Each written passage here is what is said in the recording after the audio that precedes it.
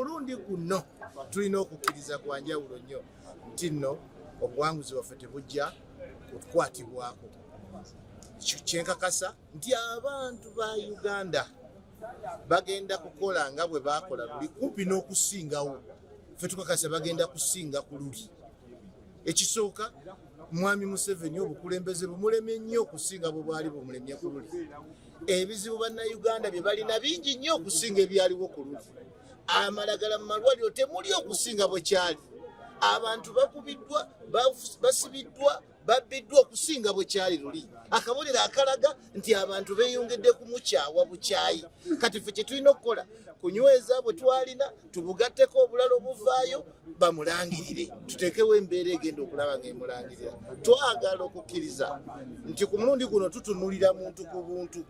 Oba luli twali tutunulira kibiina kyawamu nga NRM, katutunulira buli muntu anaagezaako okwekiika mu kulayira kwa pulezidenti waffe.